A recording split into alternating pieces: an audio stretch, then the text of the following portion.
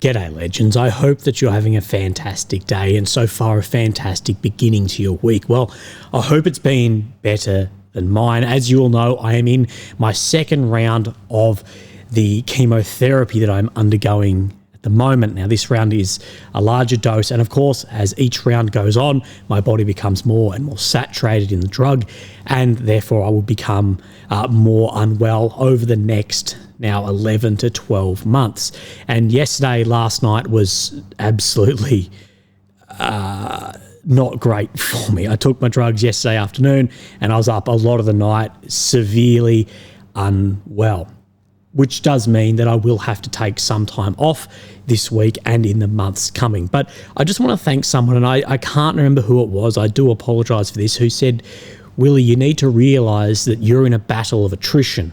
It's not about winning or losing these little tactical fights that you've got here and there. It's about winning the war, not individual battles. And that really rings true to me when I'm going through a hard time like this. Now, I do realise, I think more so than anyone, that this isn't convenient for being a daily news or military analysis channel.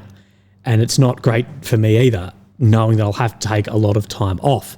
I apologise for that, but I will do absolutely the best that I can. If you'd like to support me, there's links in the comment, there's links in the description, and watching the videos supports me a lot too. So thank you very much. If this is the last time you see me for a week, I apologise, but I'll be back when I can. Now, the analysis parts of my videos are significantly more demanding on myself than maps, so there may be some changes on the videos just to make it a little bit more easier. But legends, as always, we've got a lot to go over. So we need to look at the maps, and we'll have a specific look at Kursk and see what is being said there for the Russian advancement there. And of course, yesterday we spoke about a potential new Ukrainian offensive in Kursk. So we'll look at if there's been any changes on that, as well as a couple of geolocations here and there. I want to look at some new equipment or tactics entering the battlefield, as well as I will go over this Lex Fridman and Volodymyr Zelensky podcast that has come out and thrown everyone into a bit of a spiral. What I will say is that Zelensky was on this podcast, this interview, for around 3 hours with minimal pushback, and those saying, oh, Lex is paid by this, paid by that, I think a lot of those people are making themselves look like idiots. I actually think this was in Zelensky's interest to do this interview, but I'll speak on that more in a minute. So a couple of interesting things I wanted to show you today.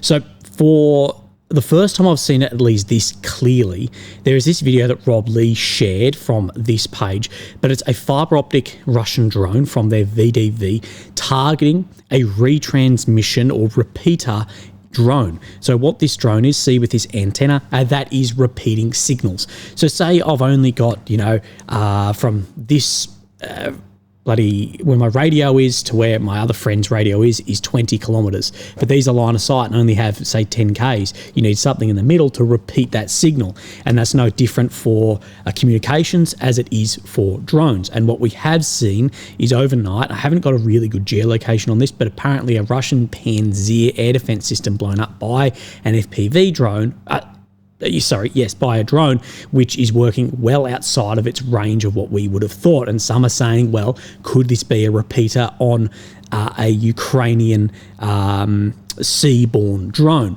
And we've seen repeaters in the air like this, and that is absolutely something that we see, that we will continue to see on drones, and we've been seeing in radio communications for absolutely decades. So let's talk about those sea drones. So this is just in training, but this is interesting. A fighter bomber put this up. Sailors training on shooting from a cannon at surface targets from these marine variant of then Russian fighter aircraft, defeating Beks from aircraft. Task 1 to immobilize it, so stop it in the water, and then destroy it. Task 1 and 2 can be done at once, sometimes depending on what has hit it. And we just see this footage here. We have seen Russians training before on how to defeat these drones, as they have caused a lot of problems for the Black Sea Fleet and continue for a number of other targets. So we can see this aircraft here then do a large roll over and coming in upside down and then his machine gun here, then lighting up then the target they've got in the water. And this air-to-surface targeting is something I believe we'll see more and more through naval aircraft all around the world due to how cheap and deadly these drones can be, made from off-the-shelf jet ski parts at their most rudimentary up to, industry factory made, but either way can be incredibly deadly. I think we'll see more and more of that. I believe we'll start to see counter drone boats too, so another boat in the water as a counter to hit it. Again, wait and see, but development in war will continue always to march onwards at the expense of people's lives. So let's have a look at the maps. Of course, here's Ukraine, the centre of your screen, the capital of Kyiv. Red areas occupied since 22, the purple since 2014. And where I'm interested today is to come into Kursk. So there's a few things I want to show you in here. So as far as the blue, we haven't seen any changes, but we have seen a grey zone shift here. Now, from the initial momentum that this attack had 5 months ago, that has not been able to be replicated anywhere on the front line. And all we see over the past 24 hours is an increase in grey zone. Many were wondering if that momentum would be able to continue. The problem is on momentum heading out to the northeast like this is the further and further from the border, it's going to get harder and harder. Exactly the same that Russia has the problems, the further and further from their border, it became more and more difficult. But it has seemed at least, and I may eat my words here, but it has seemed to have some level of stall out over the 24 hours post when we first saw this. And you and I have spoken at length about the difficulties of then the offensive in Kursk and the victories it can have on a PR front, but the failures it can have for a tactical level down in the south and the east. So one of the only geolocations I see in here, I see so many claims around things, but just on like this intersection here on Berdin, it's not labelled, but this is it. At this location here, we do see this is Russian infantry then walking around, and you can see multiple destroyed Ukrainian armoured vehicles. And people have said, well, if these guys are just walking around like this, then these crews have either then been neutralised or taken POW. And I believe this vehicle that we see in the corner of the screen at the end, I think this is a tank because there's other footage showing a tank right on this area. So what success will this Kursk offensive have, or did it have? Well, again, wait and see, but I'm sure everyone is familiar with my point of view on further attacks into Kursk and the issues that is causing down in the south and east. But I have spoken at length about then it did have some victories in the mainstream media around the world, which of course led to things like long-range strategic weapons. But if we're talking about swapping kilometre squares back, it is irrelevant. So let's then have a look at what Syriac map has shown, and we shows a couple of different fronts here. The first one out from Leoninovo, so of course this is in the sector that is just around in here, saying that the Russians have taken back some further of this ground, and then further towards Berdin as well, that there is clashes going on, but there hasn't been any substantial changes. So I guess wait and see. I think everyone got super pumped up on the pro-Ukrainian side that Ukraine would start having more good news flow back through, and may have made it seem a lot larger than it was. People were saying that there was multiple brigades involved, but at the end of the day, the columns we saw were 4, 5, 6 vehicles. That doesn't scream a whole brigade or battalion is involved. But as well, anything that comes into here, Ukraine and Russia both have finite amount of resource, but Ukraine's resources is significantly more finite, especially when talking then manpower. Anything that is in here is not going to be somewhere else, and Russia can use that to their advantage. Something you and I have spoken about before previously is the Russia did have reluctance to use in the beginning FAB glide bombs in Kursk, especially around Sudzha. And I was told this was because that the civilian infrastructure here, they didn't want to destroy that with the amount of destruction that these then weapons have. And we have been seeing more and more use cases of these. And in Sudzha itself, right on about this area here, we do see the Russians claiming that this was a Fab 3000. Now, in my opinion, this is definitely not a Fab 3000. It may be a Fab 1500 is being used in Sudzha, but some saying this is the first time a weapon of that size has been used here. We've definitely seen Fab 500s. I definitely haven't seen a Fab 3000. I'm unsure on Fab 1500, but we see this strike here. Now, this is a hell of a bang, but what I'll say is if you believe that I'm wrong, that this isn't a Fab 3000, go and watch when Fab 3000s were being dropped in Vovchansk, and it is significantly larger than that. Although, heap of bang, but of course, anything when we're talking just size of munitions, it does have a law of diminishing returns. It's 3000 does not have double the destructive power around it that a 1500 does, and that goes up and up and up, especially when you start talking megatons of TNT in your nuclear weapons. So let's have a look at other areas on the front line before we get into this Zelensky-Lex Fridman interview. Now, we'll come down straight away and we'll talk about Kurakhove. Of course, there is geolocations showing well outside of the grey zone here. In my opinion, I think this is shared across most, that Kurakhove has come under complete occupation by the Russian forces and likely has levelled all the way through this other front down to Kostanets, or can't even pronounce this, but all the way down here. We can see movement around Shevchenko, but there's another piece of footage I want to show you around Pokrovsk. And one thing you and I have spoken about is the closer and closer the Russians get to Pokrovsk, the more and more different weapon systems that they will be able to bring in.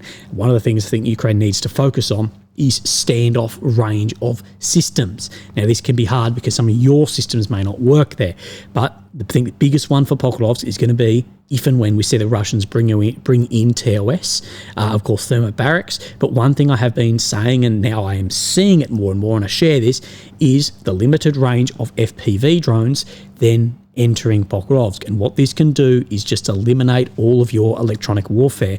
And this is no different today. This is a Russian FPV drone flying around the buildings inside of Pokrovsk. And there is multiple of these videos being released just today. We'll see this then make a left turn. And then there is it looks like a Toyota Hilux to me, but a pickup truck here, I'm not American, a ute here with radio and electronic warfare equipment on top of it.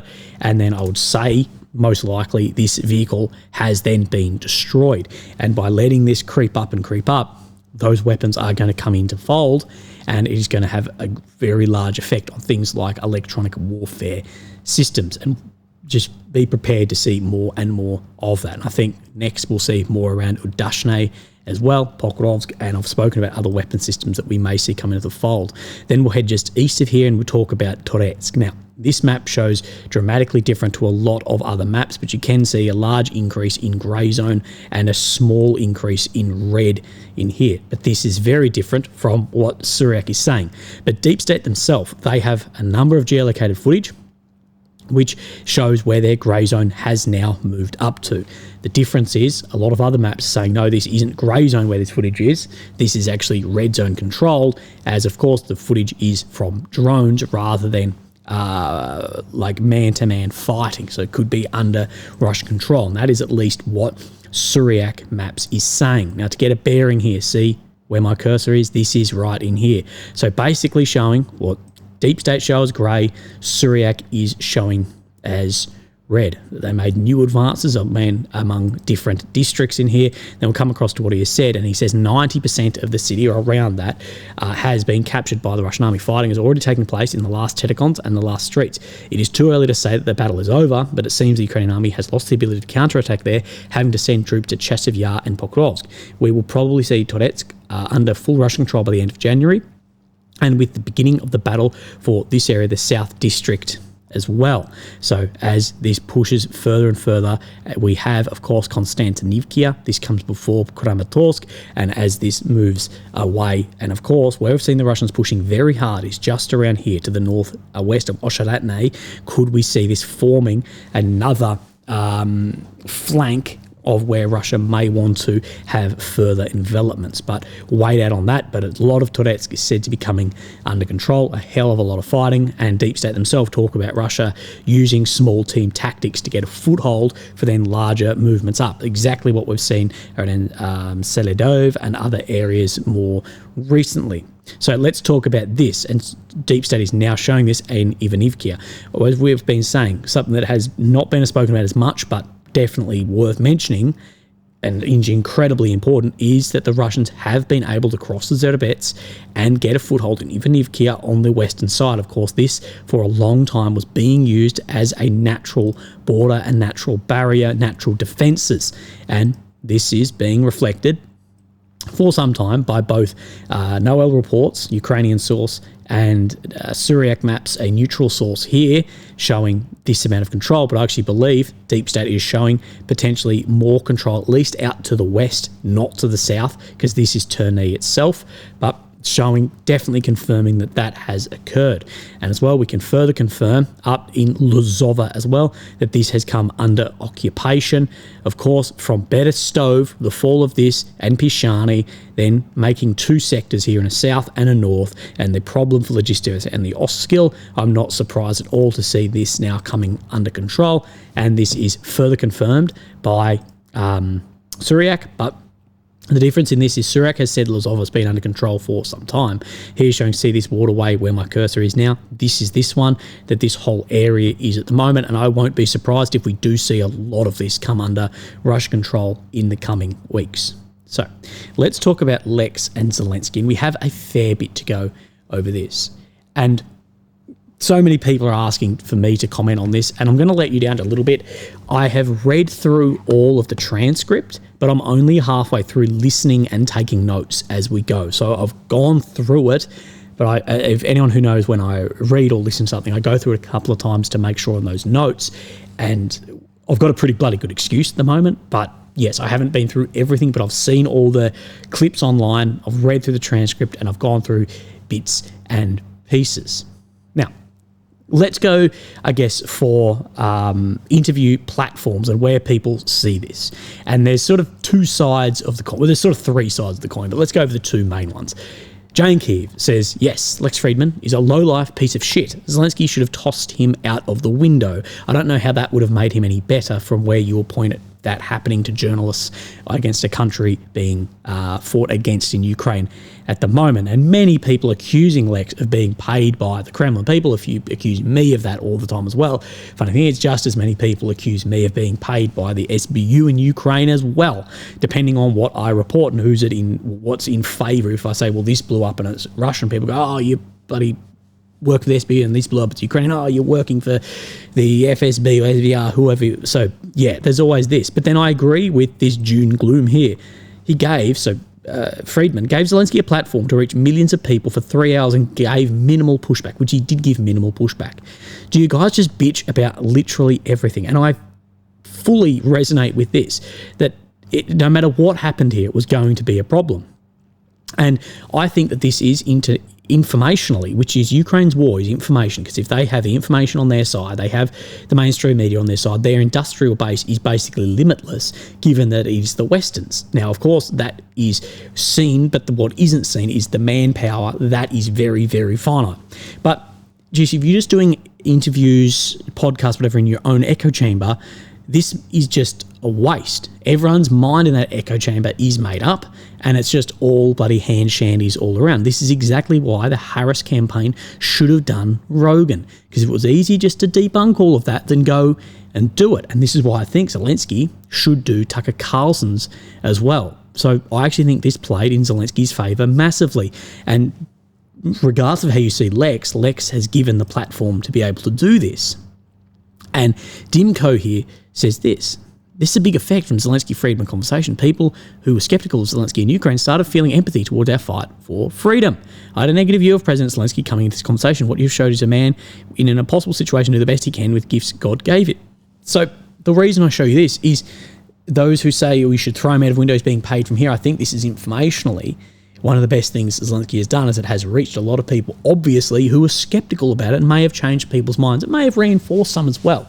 But has it turned anyone from being one side, being from pro-Zelensky to pro-Putin? It definitely hasn't done this. And we'll look at the interview piece that both of those other Twitter users were talking about. But my takeaways from this would be that there's nothing surprising in this interview.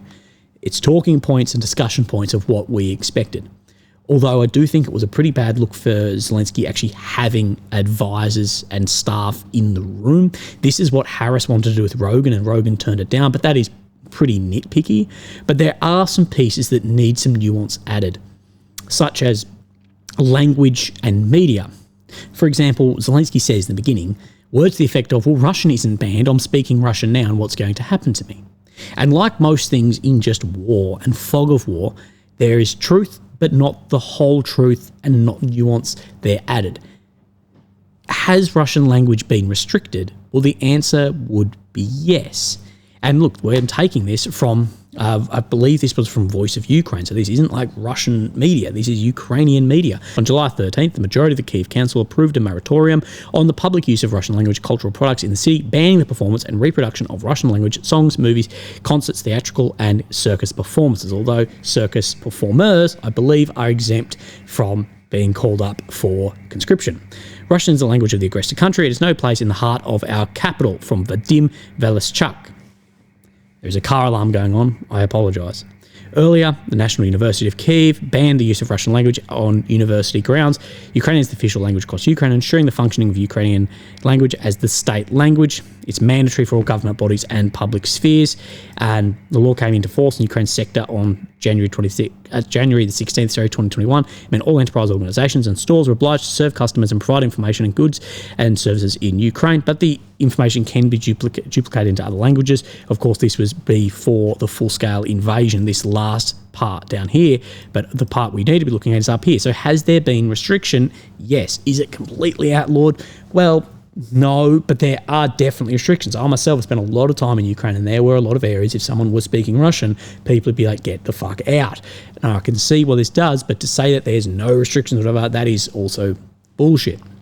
Another very similar point to this is when we're talking about the media, and Zelensky is saying how good, like the TV marathon, what called the marathon for updates, basically a 24-hour news channel, free to air, out Ukraine, just Ukraine updates, whatever.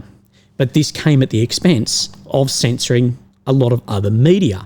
And many Ukrainians, they just find this marathon at this point draining and nothing more than just pushing propaganda at this point. Go and look outside of maybe your echo chamber bubble. So many people are just critical of this.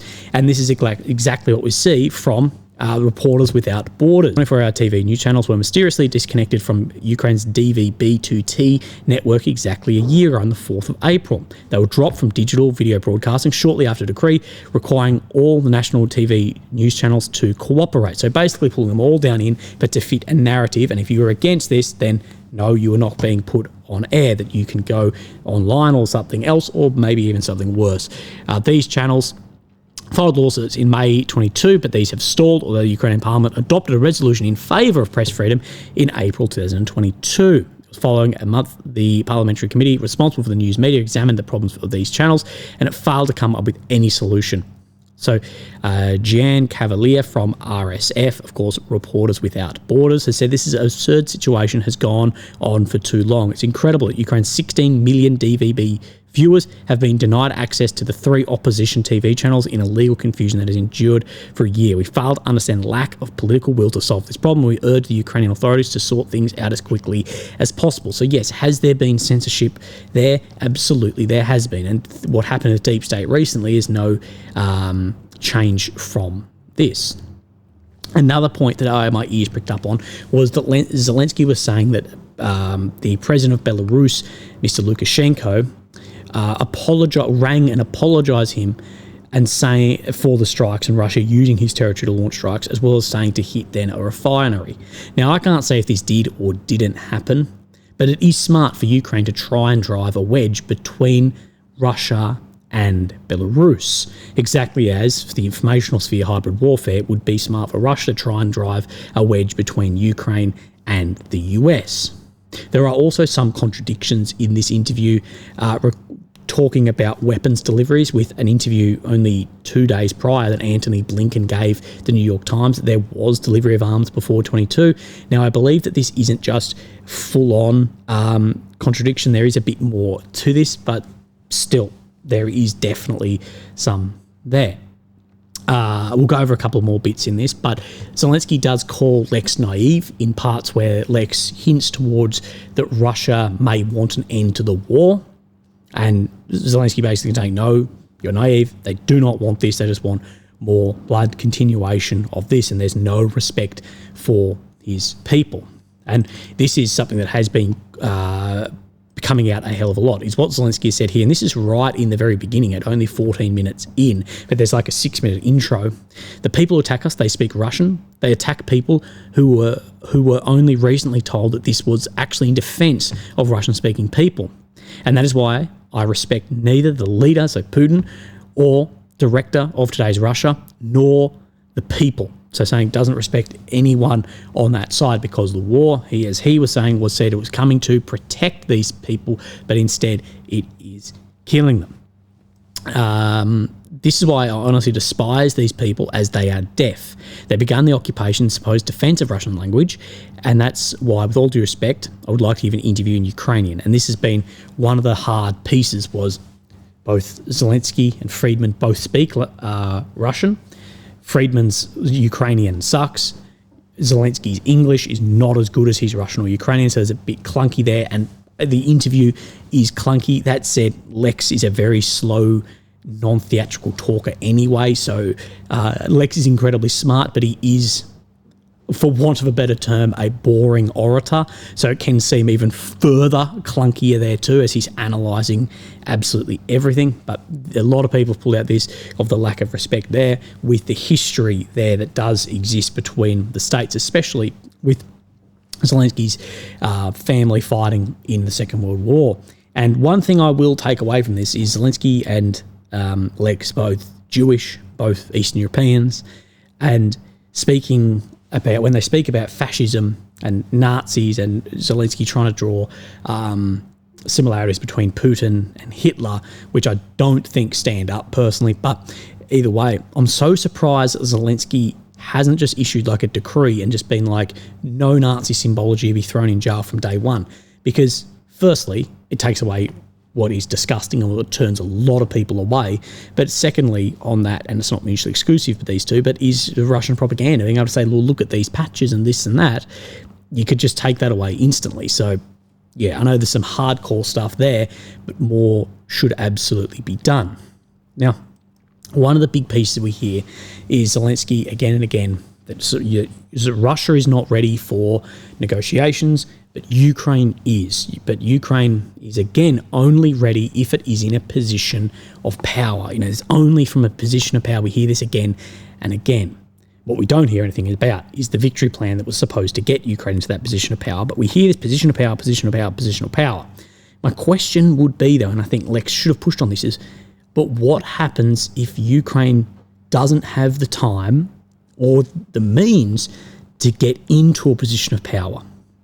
What happens then? Because it's said as if Ukraine will be in a position of power soon, and therefore we will negotiate from that and we'll return everything. But the question should be, what if that isn't realistic, to be in a position of power so far above that Russia's willing to hand over the president, the senior leadership in the military, and hand back all the territories? What happens if this isn't actually a reality of getting into this?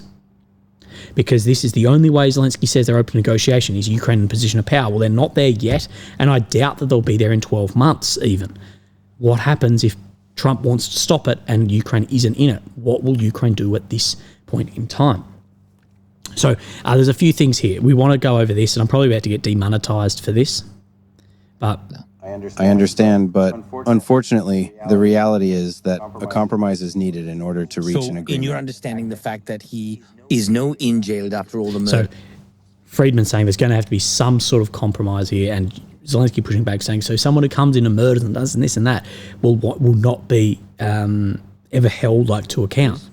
He is not in jail. The world is able to put him in his place, send him to prison. Do you compromise to forgive?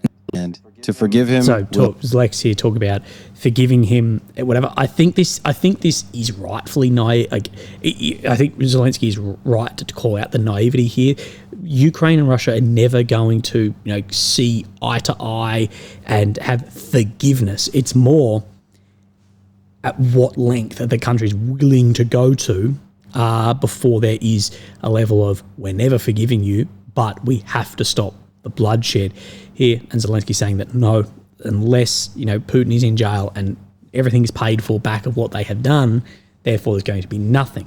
Now, there is an interesting part about gas and frozen assets too, but there's the problem is, and I say this with the talks and negotiation, is it's seen that Ukraine will be in a position of power soon, okay? But on the other hand, it's also fully in Ukraine's favour that yes, it has to be in NATO, has to be in the EU, has to have a return of territories and packages after as well. So when the war ends, ceasefire, whatever, then there's massive packages. And what I say to this is, but why would a Putin agree to this? And he doesn't have to agree or disagree. He can just continue the war, and therefore that goes out the window. That if it is all of this, the war will just continue. Now, maybe that will continue to a Russian defeat. Maybe it will continue to a Ukrainian defeat. At this point in time, it's looking like if militarily it's going to be a Ukrainian defeat before a Russian defeat on the front line. It's looking that way on the battlefield. But you need to ask yourself, but why then would Putin, what position are you going to have to be in before Putin agrees to this? But unless he talks about American oil, American gas is okay, why not? It's cheaper and will be cheap for the whole world. That's bullshit. American oil and gas is just not going to be cheaper than a much poorer country with pipelines running rather than LNG, the turning it back into gas. All of this, no, that's just objectively incorrect. But again, this is the price that you have to say for if you want to have democracy and freedom and blah, blah, blah, blah, blah, whatever, you may have to pay a higher price on this stuff. Does it then reduce your industry's competitiveness around the world? Yes. Now, Zelensky talks about this. My answer to Trump is this one: the security guarantees take $300 billion of frozen Russian assets, and we will buy the weapons from the US with that money. We don't need gifts, although that itself would be a gift because it's frozen there. But okay, on the surface, this looks like a fantastic idea. But one thing we know the West is being challenged with is into the future, the rise of the global south, how dominant the West will be. Now, that dominance is really underwritten by the USD, followed by the euro, and potentially somewhere with the pound in Afghanistan, in London, in England. But the concern for the US and other nations about the frozen assets is that long-term it undermines these, that this is not just undermining Russian investments. It could undermine Chinese, it could undermine anyone's. That if individuals' assets and companies' assets are frozen, stolen and spent, what security does this actually give the USD into the future for foreign investors? If their government makes a decision that they don't like and you're taking individuals' things, on the surface it seems like a great idea, but could this just mean that this Chinese trillion-dollar company, billion-dollar company goes, we're not investing in that market because we have nothing to do with the government. But if they make a move on Taiwan, America will freeze all our shit. And what does this do? Well, what does Putin desperately want? He wants BRICS to de-dollarize, and he wants BRICS to have its own currency, and this could push that direction too. That's why economists, I believe, are pushing back on it. Not military analysts, because that's $300 billion. Not bloggers, not propagandists, no. But economists are pushing back on it. And even with $300 billion, Ukraine will need manpower. That's something that is lacking. Would huge amount of money then alleviate this? Potentially. Although there are soldiers who have gone through NATO training with NATO weapons, and they have still been going AWOL well over, almost 2,000 of them in one hit. So even if Ukraine gets $300 billion, they're going to have more men. Is that enough to motivate 500,000 minimum to sign up? I don't know. Maybe, but then you're going to need 12 or more months to train people on systems you're going to buy, as well as just frontline infantry actions too. So My question is, or my bit is, if this was going to be done, it should have been done years ago when Ukraine had the time, they had the motivation, they had the men. Biden dragged his feet on everything, and therefore the situation we're in is, I don't know if we can get out of it. I think the situation we're in is actually across an event horizon, and that there's going to be a very difficult negotiation come up probably sooner rather than later. But at the end of the day, if Ukraine, even if they got handed this, will they be able to recruit that amount? But also, could this undermine the USD's power and influence in countries around the world who may not see eye to eye on the West's rule-based order? Anyway, I'm going to go back to the couch. Legends, you have a great day, and I'll speak to you tomorrow. Thank you. Bye-bye.